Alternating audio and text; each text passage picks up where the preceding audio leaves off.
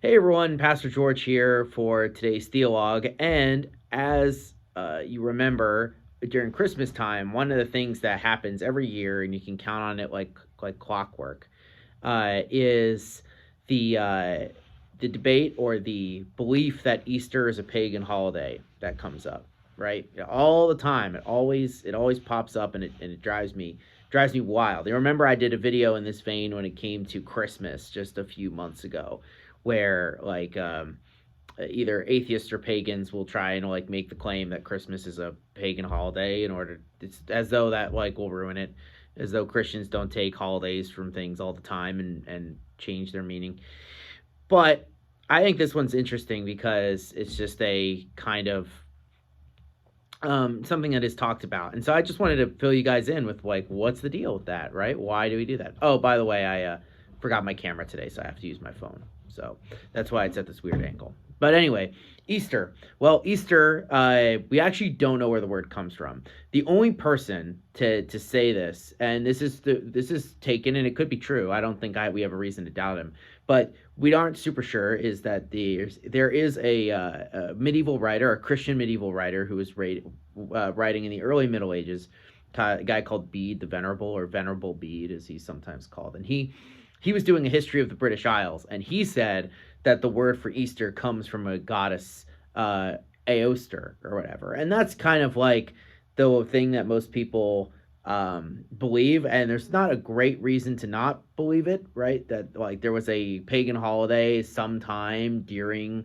the spring, and that kind of people in the UK, what is now the UK, and the British Isles at the time, just took that name and attached it. But there actually isn't any hard philological evidence for it. It's just Bede saying that, and he was living quite after that time period, so we're not really sure. That's kind of a folk etymology. The interesting thing is that in most European languages outside of German and English, the name for Easter is Pascha, right, or Passover. It's the same word that most people use. So Christians actually just adopted the word Passover for the word, yeah, and that's what they call Easter. So if like you're in Greece or whatever, it's Pascha, and same in Italy and Spain and France and all these other places. So it's just kind of interesting that is that's the word that most people use, because of course in English, like it would sound weird if we were like, oh yeah, when's Passover Sunday, right? We would think that was kind of strange. So we have a different word for it in English. But where do these traditions come from? Well, the egg thing, funnily enough, is a later tradition that comes from Persia and stuff like that. And the idea about the Easter bunny is very late in the 1800s. So before that, you didn't have any sort of attachment of Easter to this idea of like spring or anything, right? It was just a Christian holiday that remembered the resurrection of Jesus. And you can tell that that's what it's always been, because it always follows Passover, right? Unlike, what we would expect in other places, like, in other holidays where we would kind of just do it on the solstice or something. That would be much more pagan, right? To follow like the stars or something like that, right? But no, the Easter holiday actually follows Passover. So that's why every week it's also Passover week for people who, the Jews who celebrate Passover. And so we celebrate Easter because Easter was a few days after Passover, right? That Friday.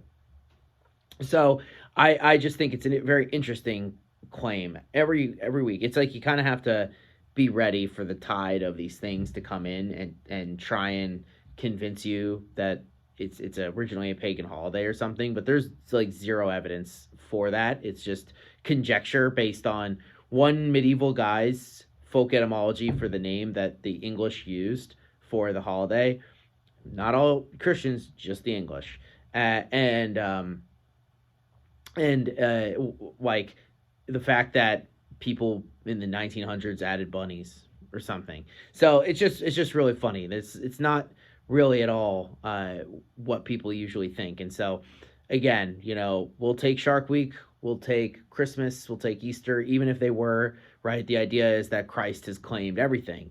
But in this particular place, there is no real connection. So just wanted to bring that full circle, since we did Christmas the other, back in December. So now I'm bringing it to Easter. So I hope you guys have a wonderful rest of your day. I'll see you tomorrow for our Bible study recap. Peace out.